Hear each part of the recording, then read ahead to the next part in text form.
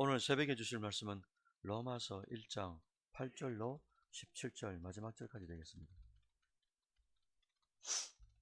로마서 1장 8절로 17절까지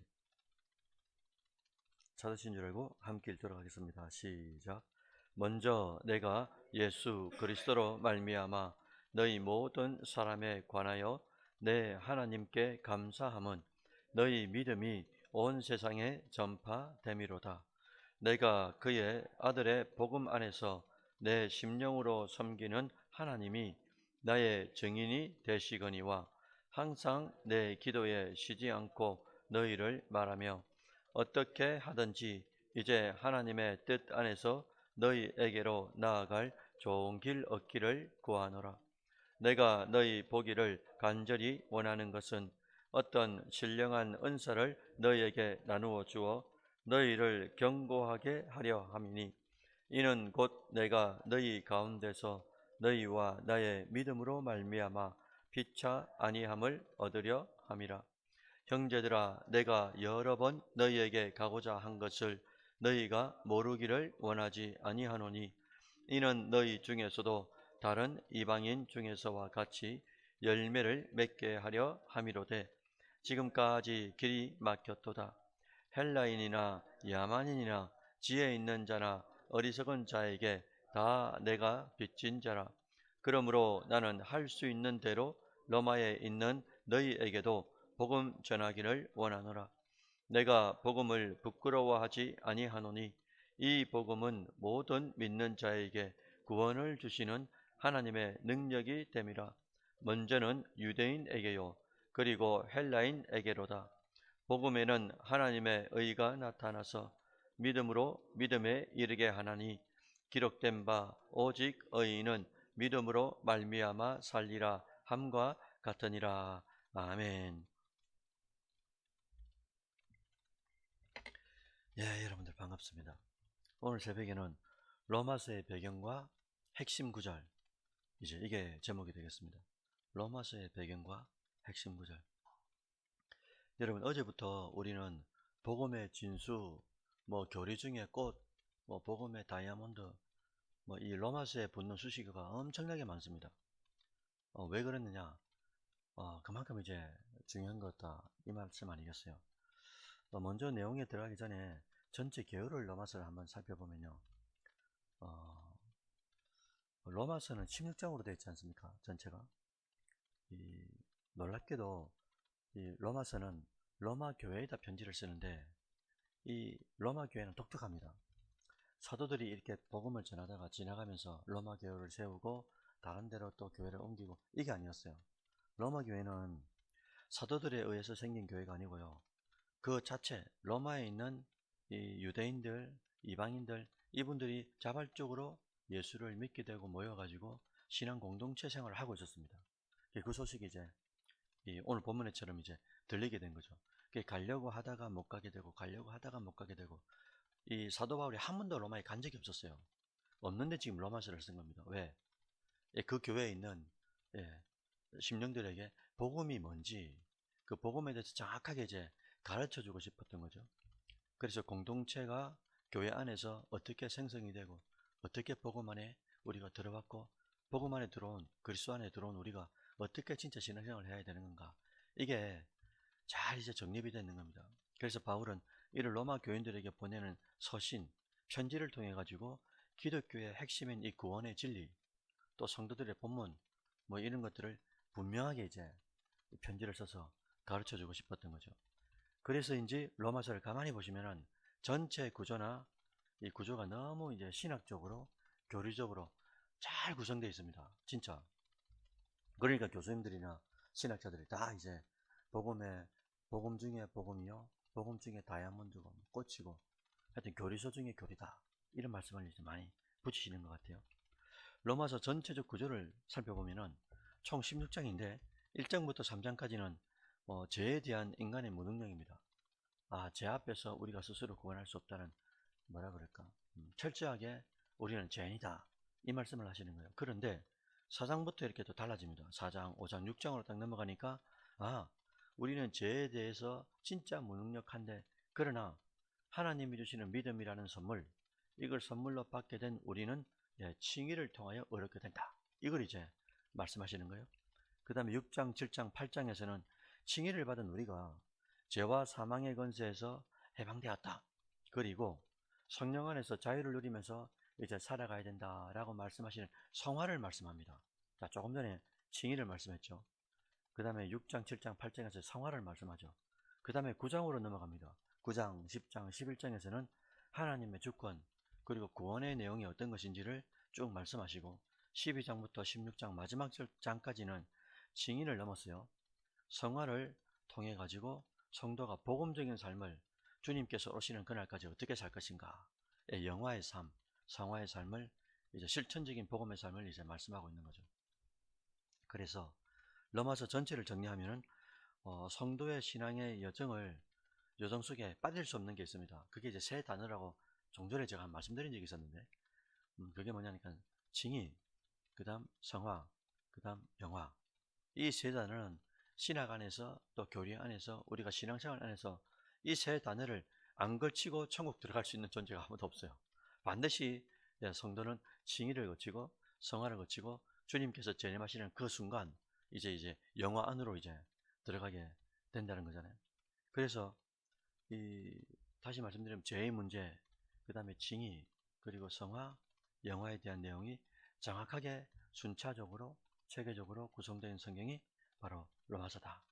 그래서 신학자들은 이구동성으로 복음 중에 복음이다, 이런 말씀을 이제 하신다는 거예요. 로마서에서 핵심 구절이 뭡니까? 이렇게 교수님들이나 신학자한테 물으면 많은 이제 퍼센테이지가 어느 구절을 선택하냐니까 오늘 본문입니다.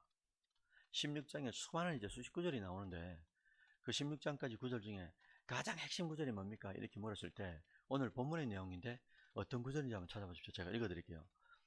내가 복음을 부끄러워하지 아니하노니 이 복음은 모든 믿는 자에게 구원을 주시는 하나님의 능력이 됨이라.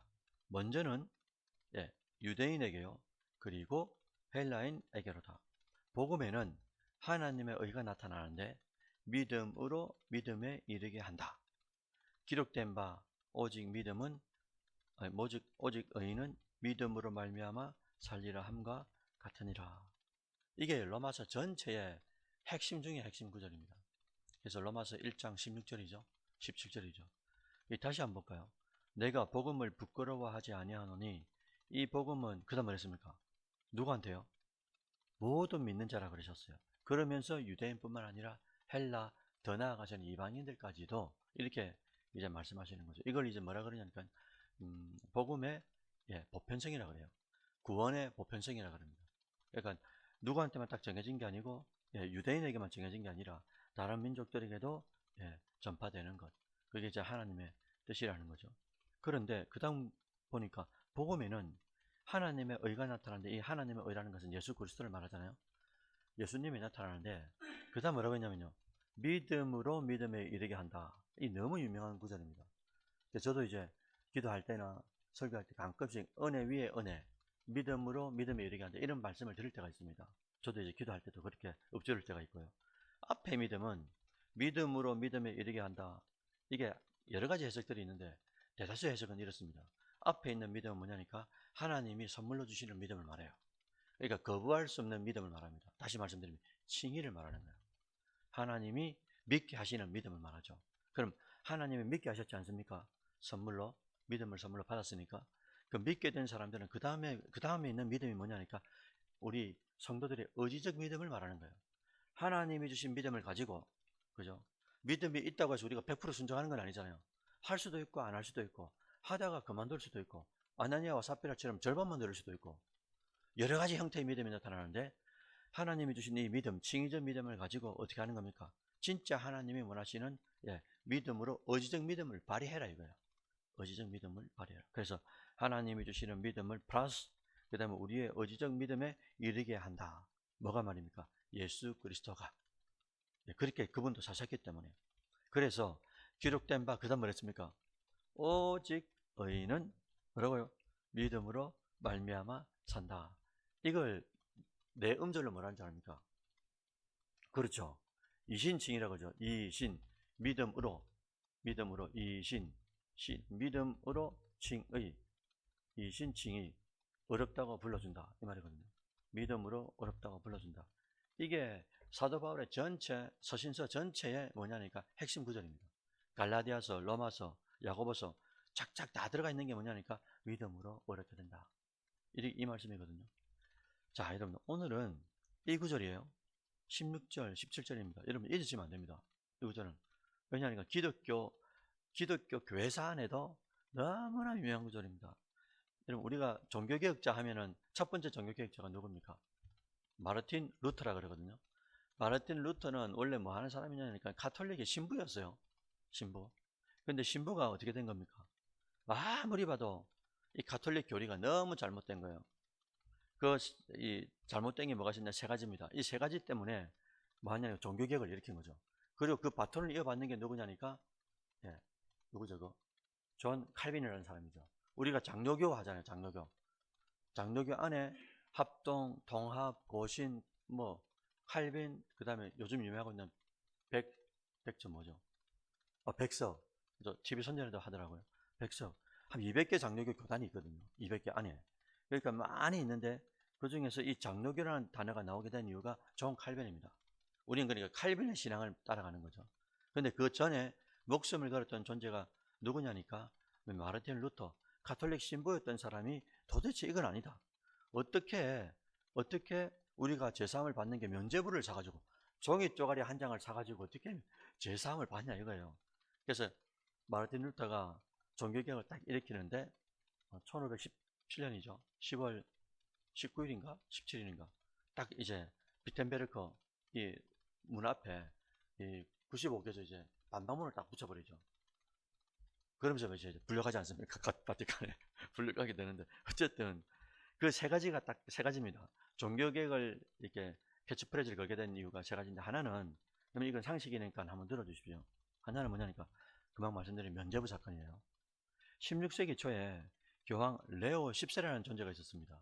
그런데 이 10세가 뭘 했냐니까 성 베드로 대성당을 이렇게 리모델링을 하고 싶었어요. 그걸 리모델링을 하려고 보니까 엄청난 돈이 많이 들어가는 거예요. 그래서 이 돈을 어떻게 우리가 충당할 수 있을까? 그래서 나온 게 뭡니까? 면죄부. 죄를 면죄부니까 뭐란 말입니까? 죄를 면해주는 종이란 말이죠. 사실은 원래 여러분들 가톨릭에는 두 가지 죄가 있거든요. 대죄가 있고요, 소죄가 있어요. 우리는 그런 거 가리는 거 없습니다. 우리 개신교는 대죄가 뭐고 소죄가 없어요. 대죄는 어떻게 가톨릭에서 이제 천주교에서 없애냐니까 반드시 고해성사를 위해서만 대죄를 없앨 수가 있습니다. 하나님하고 완전히 떨어진 이 죄를. 그런데 소죄는 많이 우리 일상 속에서 있는 죄인데 이 죄는 이 죄는 죄를 지으면 어떻게 되냐니까 연옥에서 고생을 한다는 거예요. 연옥이 뭐냐면니까 성경이 없잖아요. 천국과 지옥 사이에 연옥이 있다는 거예요. 천국도 아니고 지옥도 아니고. 그래서 이 땅에 살고 있는 현세에 살고 있는 후손들이 선행을 많이 베풀고 하면 이 연옥에 있는 조상들이 어떻게 된단 말입니까? 천국에 간다는 거예요. 완전 소설을 쓰니까 이 신부님이 루터라는 신부님이 어떻게 한 겁니까? 면죄부 어떻게 거기 성경에 어디 나와 있느냐 이거죠. 어떻게 종이 쪼가리를 사가지고. 그런데 이때 처음에 면죄부를 이야기할 때는 가톨릭에서 죄를 면한다 이런 의미가 아니었어요. 그러니까 이 소죄를 지어서 소죄에 대한 형벌, 이 형벌을 없애준다는 거였는데 이게 세월이 가면서 변질이 돼버린 거죠. 왜? 돈을 더 모아야 됐으니까. 그래서 면죄부라고 죄를 없애준다고 말해버린 거예요. 원래는 뭐라고요?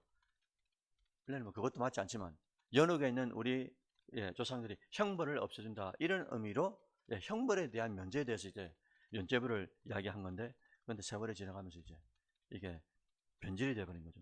죄를 없애준다 이렇게 돼버린 거예요. 그래서 성경에 없는 엉뚱한 소설을 쓰고 있으니까 루터가 이제 들고 일나버린 거죠. 이게 첫 번째 이유고요. 두 번째는 뭐냐니까 성경보다 우리는 이 개신교는 가장 좌높이 있는 권위가 뭐냐면 성경입니다. 뭐 대형교회 목사님도 아니고요. 아무것도 아닌 거예요. 모든 권위가 어디 있냐? 성경에 딱 정점이 있습니다. 그런데 가톨릭과 천주교는 안 그래요. 성경보다 더 위에 있는 존재가 있었습니다. 누굴까요? 교황이었어요. 교황. 그래서 이 그 종교개혁을 일으킬 때 뭐라고 하냐니까 가톨릭에서 지금 말하고 있는 교황 무오설이라고 했어요. 무오란 말은 오류가 없단 말, 죄가 없단 말이죠. 교황은 오류가 없다, 죄가 없다. 그래서 교황 무오설인데 이게 두 번째 딱 이유였습니다.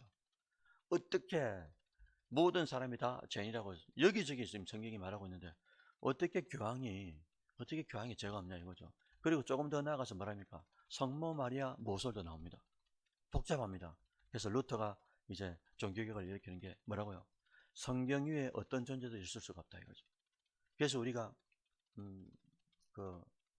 나중에 이제 조직 시간을 하면서 배우게 됐을 텐데 뭐가 있냐니까 오직 성경, 오직 예수, 오직 믿음, 이게 캐치프레이즈입니다. 개신교는.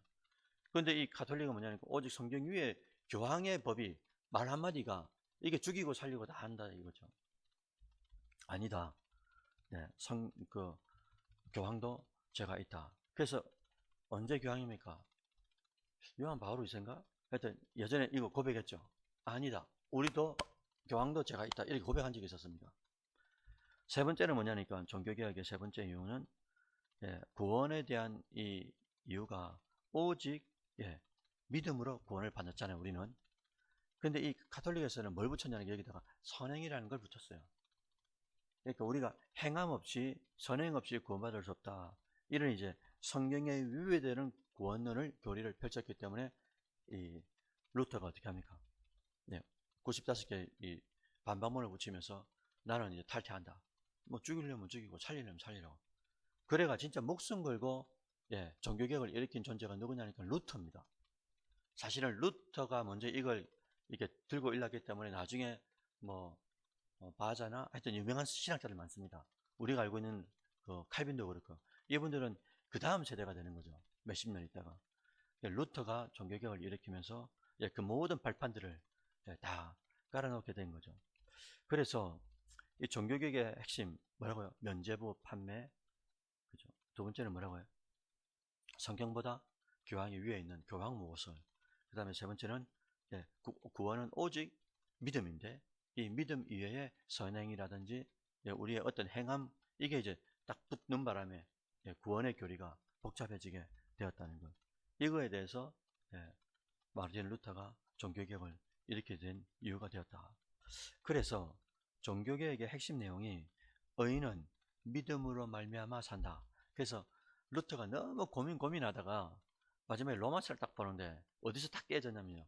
이 로마서 1장 16절 17절을 딱 읽는 순간에 완전히 하늘이 열려가지고 이게 우리가 불이 떨어진다 그러잖아요. 불 받은 것처럼 그 뭐랍니까? 어떤 그거였죠. 학자가 이렇게 목욕탕에 딱 앉아 있는데 이렇게 유레카하고 막 빨가벗은 몸으로 뛰쳐나가잖아요. 그것처럼 유레카하면서 완전히 진짜 깨달아 버린 거예요. 그래서 이 로마서 1장 16절 17절 이것은 루터의 구절이면서 이렇게 개신교 안에 있는 우리 전체의 구절이 되는 거죠. 뭐라고요? 오직 의인은 믿음으로만 얻게 된다. 이게 이신칭이에요. 이신칭. 이게 이제 가장 중요한 구절이 된다라는 거죠. 그래서 여러분들 오늘 하루도 이 구절을 꼭 기억하셔야 돼요. 오직 믿음으로 얻게 된다. 그리고 아까 뭐라고 그랬냐니까 유대인에게요 뿐만 아니라 뭐라고요? 헬라인에게도 하나님의 의가 나타나는데 그 의가 어떻게 진행되는 겁니까? 믿음으로 믿음에 이르게 한다. 하나님이 주신 이 믿음을 가지고 또 우리가 의지적인 믿음을 사용해서 사용한 이 사람은 마지막에 뭐라고 탁 플러스를 하냐면요. 아니요. 권사님 아닙니다. 집사님 아닙니다. 하나님이 하게 해주셨습니다. 이게 이제 그 다음 단계의 믿음에 있는 사람들의 고백이 되어야 되는 거예요. 우리가 뭘 하고 난 뒤에 이 교만해지는 이유가 이걸 놓치는 거거든요. 야, 저 강대상 우리 아내가 이제 김문우 목사님 비서를 했었지 않습니까? 수년 동안 그 비서를 했으면서 그 무슨 교회죠? 기억이 안 나. 저기 금곡동으로 옮겼는데 그 무슨 교회지? 하여튼 김문우 목사님 교회지 않습니까? 큰 교회. 포동교회. 포동교회인데 포동교회는 덕천동에 저희 아내가 비서를 했을 때부터 해가지고 그 다음에 화명동으로 옮겼습니다. 화명동에서 금곡으로 옮겼거든요. 지금 어마어마합니다. 지금 수용료가 만붙거든요. 그래서 지금 옮길 때 금곡으로 갈 때는 이미 저랑 결혼하고 이제 다른 일을 하고 있었죠. 그래 이제 화명동에서 금곡으로 화명동으로 옮길 때 덕천동에서 그 옮길 때 거기는 교회를 짓잖아요. 화명동에서 화명성전도 짓고 건국에도 건국성전을 지을 때 거기는 어떻게 이 성물을 다 기물들을 하냐면요. 다 뭐랍니까 이거. 내가 이거 하겠습니다. 내가 이거 하겠습니다. 이건 뭐라 하더라. 다 이거 자기가 적어서 내요. 내가 강대상을 하겠습니다. 이걸 다 후원을 받아가지고 성도들이 17반 다 자기금을 하겠다고 이걸 다 받아가지고 그래서 장로님 우리 이번에 중고등부 수련회 할 때도 수련회를 거기는 어떻게 하냐니까 그 호산나 교회 같은 경우 아니 호산나가 아니었지 세계로 교회 같은 청년부 할 때는 3만 원인가 받았습니다. 그것도 엄청 싼 게 맞습니다. 그런데 여기는 포동교회는 어떻게 하냐니까 만 원밖에 안 받았습니다. 그걸 만 원도 마지막에 둘러줬는지 그건 모르겠는데 왜 그러냐면 거기는 중고등부 그리고 이 청년들 뭡니까 미조직 교회 그러니까 당회가 구성되지 않은 조그만 미조직 교회 사람들을 다음 세대를 다 모아가지고 교회에서 이렇게 펼쳐준 거예요. 그래서 돈도 얼마 안 들도록 이 돈을 하려면 얼마나 많이 들겠습니까? 돈이 수백 명이 왔으니까 그것도 전부 다 후원을 받습니다. 포동교회는 그래서 제가 아니한테 여보 만 원밖에 안 받던데 그리 말했더니 저녁에 또 마지막 날 둘째 날 저녁에는 전체 통닭을 다 치킨을 다 둘러렸습니다. 교회 자체에서. 예, 아내가 뭘 하고 있다고 쭉 보더니 여보 그거 분명히 그거 후원 받아가지고 성도들한테 다 17반 받아가지고 교회에서 다 그렇게 한다고. 예전에도 그랬고 지금도 아마 그럴 거라고 아내가 이제 이야기를 해주더라고요. 무슨 말씀 드리다 왔는지 모르겠는데 어쨌든 이 종교개혁의 핵심 내용이 믿음 오직 의인은 믿음으로 산다. 이걸 이제 마음판에 새기시고 오늘 하루도 우리가 어떻게 살아야 되겠습니까? 오직 믿음으로죠. 그래서 아까 믿음으로 믿음을 이렇게 한다 했었어요. 여러분 하나님이 주신 믿음을 가졌죠. 이 가진 것이 반드시 우리 성도의 의지적인 믿음을 통해서 발현이 돼야 되는 거예요. 발현됐을 때 그때 반드시 교만기가 들어옵니다. 그때마다 어떻게 한다고요? 아니요. 하나님이 하게 하셨습니다. 하나님이 참 그 말씀드려요. 그러니까 포동교회를 그렇다는 거죠. 저 강대상 내가 했는데 볼 때마다 내가 되는 거예요. 저 마이크 저거 내가 했는데 내가 이게 안 없어진다는 거예요. 이게 없어집니다. 계속 습관처럼 하다 보면 없어지니까 섬기는 것도 딱 한 분들이 막 이러잖아요. 근데 우리 교회 성들처럼 늘 섬겨왔던 사람들 어제 같은 경우도 보니까 장권사님이 목사님 우리 잘하죠 이러다고 저한테 잘하는 거 알고 있었지만은 저는 이제 이 대외적인 이걸 처음 봤잖아요. 우리 교회 성도들 섬기는 거 100명이 이렇게 넘지 않아도 참 그래 이제 조현석 목사님이라고 우리 노회장 노회장 목사님이 저보고 그러더라고요. 목사님 참 조용교회 와가지고 너무 좋아 보인다. 왜 그러냐면 그 노회장 목사님은 그 아들이 제가 온천제일교회 있을 때 막내로 들어왔어요. 전도사로 들어와가지고 강도사 목사가 돼가 이제 나갔단 말입니다. 그래서 첫 보자마자 목사님 조주영 목사 잘 있습니까? 막내 잘 있습니까? 제가 그래 물어봤습니다. 그랬더니 그 녀석 이사벨려고 교목으로 있었거든요. 왜냐면 고신대 기독교 교과학과를 나왔기 때문에 교목으로 있다가 어떻게 그만두고 지금 아이 키우고 있다 그러더라고요. 그러면서 저한테 하신 말씀이 선교 중한 게 기도된다면서 그렇게 이야기하시더라고요. 그래 이제 목자된 마음으로 참 일일이 다니면서 장로님 땅끝에 나오셔가지고 1시간 넘도록 그 차량 그것도 하고 고사님들 그 안에서 그거 보면서 되게 흐뭇하더라고요. 아니 맛있는 걸 둘째 치고 맛있는 걸 이렇게 섬길 수 있다는 게 그리고 그런 역량이 된다는 게 또 하겠다고 하시는 분들이 있다는 게 참 고무적이고 너무나 감사하고 그렇습니다. 그래서 여러분들 믿음으로 믿음에 이르게 한다. 오늘도 여러분들 하루를 주셨는데 믿음으로 믿음에 이를 때 이 믿음을 여러분 교만기가 틈타지 못하도록 아니요 하나님이 하게 하셔서 하겠습니다. 저는 아무것도 아닙니다. 항상 무명의 신자 이름 없는 신자 그죠? 그분이 지나가기만 하면은 그분 안에 문제가 딱 들어갔는데 나오는 게 뭐냐니까 문제가 없는 거예요. 이런 성도가 교회 안에 많으면 중지자들이 많으면 그 교회는 진짜 복된 교회가 되지 않겠습니까? 그런 성도가 많은 우리 교회 특히나 새벽을 깨우는 기도하는 여러분들 때문에 우리 교회가 하나님 앞에 귀하게 쓰이기를 축복합니다.